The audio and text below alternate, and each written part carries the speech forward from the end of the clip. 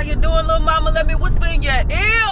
Good morning, friends. Today is going to be a very special video. Why? Because y'all get to hang with me and my mama. So, in my vlogging style, like, I prefer keeping my family and stuff offline. But when it comes to vlogging, I just try to show positive images of black love, black family. Like, I just want to show us in a positive light. So, like, I'm really intentional to make sure all my vlogs got a positive spin on it. And so, in this particular episode, y'all gonna see some black motherhood. Y'all gonna kick it with me and my mama. So, I have been very vocal about, and very proud of, I should say, about the fact that my mother has her Ph.D. She came from very humble beginnings, and she worked her tail off. I want to say something else, but you know, the saints, you know, got to respect you and your children. All right, she worked her tail off to the place where she got her Ph.D. And so she actually wrote a book. Now, and I was just like, listen to this, and this is just me shooting it to you straight. I done did hundreds of videos promoting hair products for free. I didn't get anything in return, not even commission. You think if my mama wrote something, I ain't finna put her on my channel? So yeah, I'm going to share with you not only, you know, the mother-daughter experience that we have, but I'm gonna talk to y'all about my Mommas Book, point blank and the period. Who gonna check me?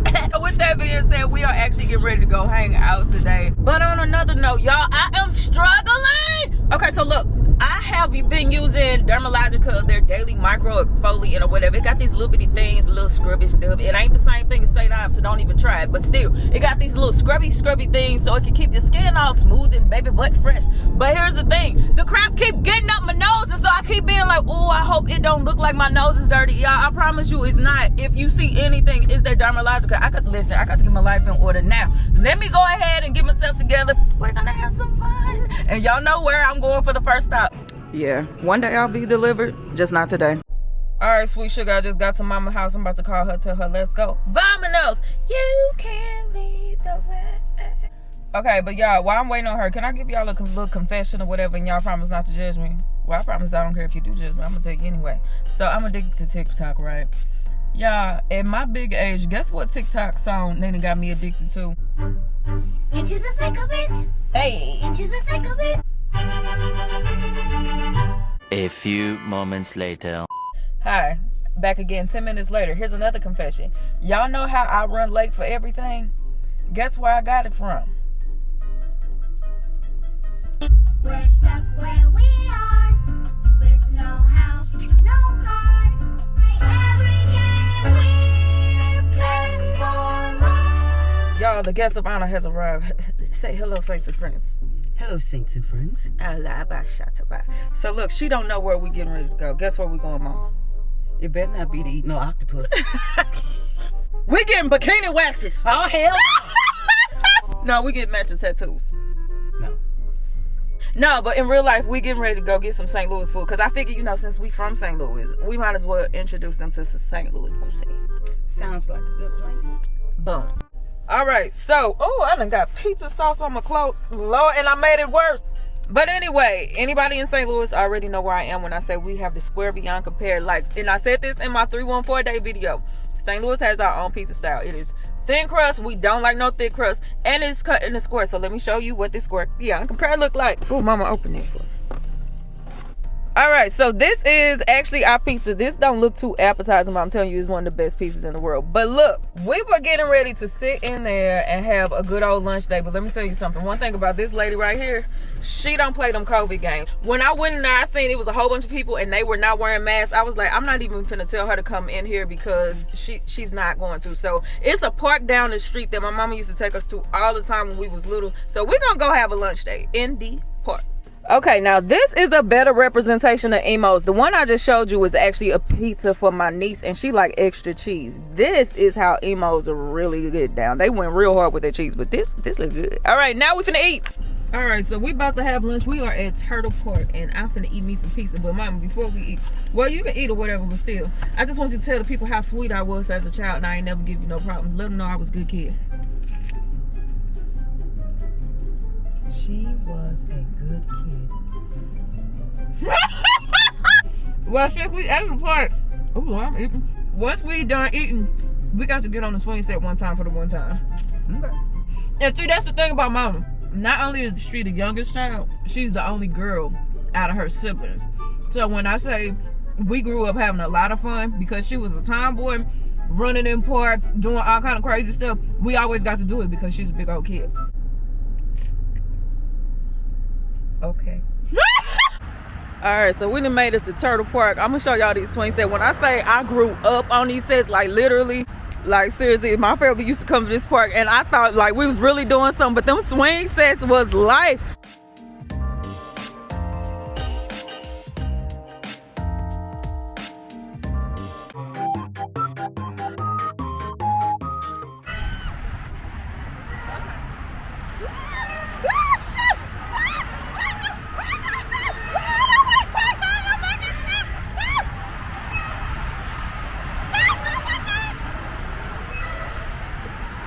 Really?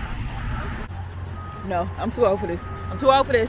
All right, now that I've recovered from seeing my life flash before my eyes, I did want to have a conversation with you on camera because like I said, if I can put on for all these hair product companies for free, I'm definitely going to talk about my mom. So with that being said, Mama, show your book real quick. I threw it in the back. Lord help. I didn't want the emos to get on it. The best square beyond compare can't compare to this. Lord. And It's then, upside down. yes. All right, y'all. My mom wrote a book called From the Projects to a Ph.D. A View from the Other Side of America. And this was something that I was really proud of because I gave her the title. But seriously, I felt like that was something that was worth highlighting. So, Mama, can you tell me a little bit about your book real quick? This book is about facing obstacles in life and overcoming them despite your humble beginnings. It doesn't matter where you start off because we started from the bottom, now we're here. Period. So if you have perseverance and you believe in yourself and you follow a plan, you can reach any goal that you set your mind to. Yeah, and so y'all know I'm real big on remembering where you came from, which is why I did the previous video talking about reintroducing myself so that y'all can know a little bit about me. Because my thing is, I don't like, respectfully, I don't like when people feels like salesmen to me. Like, I'll support people when I know where they're coming from and what their vision is versus you just being like, hi, buy this product, get out my face. With her actually coming from the projects and making it all the way to a PhD level. Real quick, run down your credentials so these people know what it is. I have a bachelor's degree in elementary education with early childhood emphasis. I graduated summa cum laude. I have my master's degree in elementary education.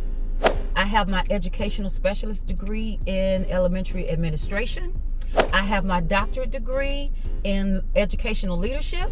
I am certified to be a reading specialist, an early childhood specialist, a dyslexia specialist, and a building administrator and superintendent.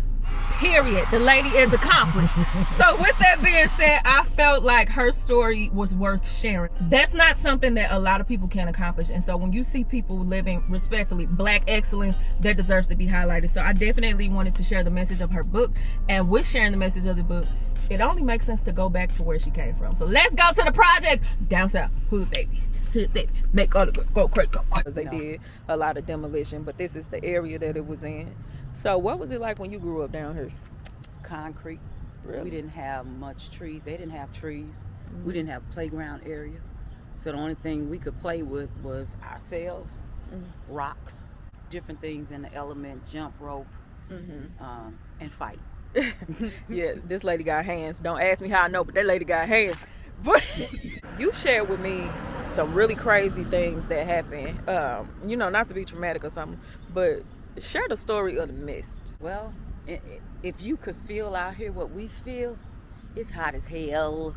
And when we were growing up, the trucks used to come through and they would spray the projects with mist, a white cloud. And so we would go through and we would chase the trucks because the mist was wet.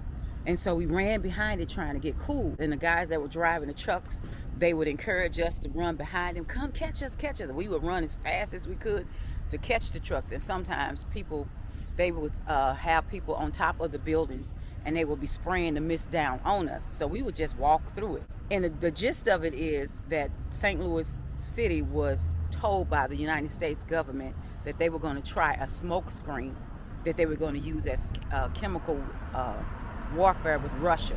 And they chose the projects because it looked like a city in Russia. And that's what they told St. Louis City government.